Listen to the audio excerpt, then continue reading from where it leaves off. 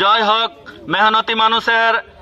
সম্মানিত দেশবাসী, আপনারা দেখতে পাচ্ছেন আমরা আজকে মিরতিঙ্গা চা বাগানের ফ্যাক্টরি প্রাঙ্গণে সকল চা শ্রমিকবৃন্দ সমবেত হয়েছি।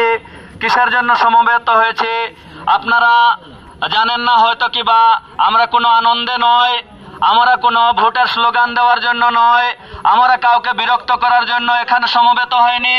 আজকে আমরা এখানে সমবেত হয়েছি ক্ষুধার জ্বালায়, আজকে আমাদের যন্ত্রণায় এখানে সমবেত হয়েছি, ঠিক কিনা মা বোনেরা?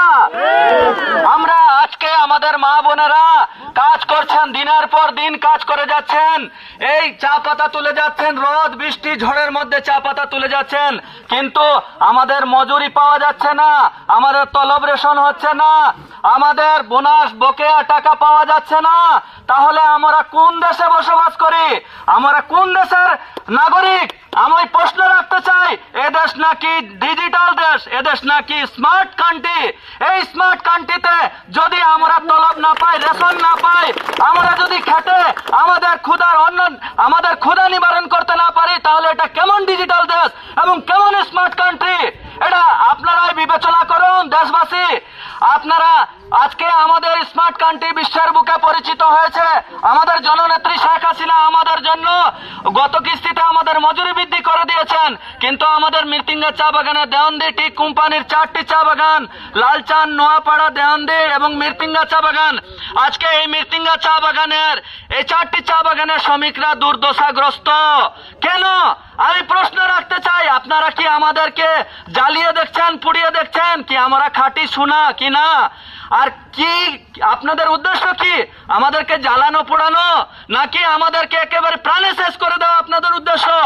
যদি আপনাদের এই উদ্দেশ্য হয় যে আমাদেরকে প্রাণে শেষ করে দিবেন, তাহলে আপনারা আমাদেরকে সকল শ্রমিককে গুলি করে মেরে দেন, আমাদের কোনো আপত্তি নেই।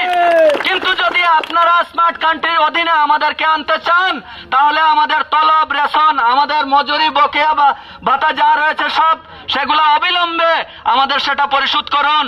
এবং আমি এই এলাকার বীর মুক্তিযোদ্ধা, এই এলাকার কৃতি সন্তান, আজকে যিনি কৃষি মন্ত্রীর দায়িত্ব প্রাপ্ত হয়েছেন, কমলগঞ্জ শ্রীমঙ্গলে 44টি চা বাগান রয়েছে, এই 44টি চা বাগানের এই চা শ্রমিকরা উনাকে ভোট দিয়ে, উপাধ্যক্ষ আব্দুল শহীদ সাবেক এমপি ছিলেন, উনাকে ভোট দিয়েছি আমরা, উনার বাইরে আমরা কখনো কোথাও কাউকে ভোট দেয়নি। কি দিয়েছি?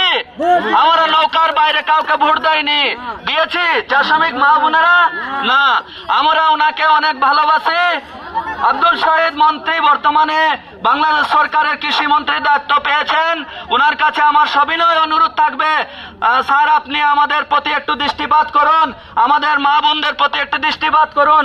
আমাদের মা বোনরা দেখেন কিভাবে অসহায় হয়ে পড়ে রয়েছে, আপনি একটু দৃষ্টিপাত করলেই, আপনি জননেত্রী শেখ হাসিনার সাথে কথাবার্তা বলে আমাদের এই সংকটের নিরসন করার জন্য সবিনয় অনুরোধ করছি। আমি আর বেশি কিছু বলছি না, সবাইকে ধন্যবাদ জানিয়ে এবং এই সমস্যার সমাধান করার জন্য অনুরোধ জানিয়ে এখানে সংক্ষিপ্ত বক্তব্য শেষ করলাম।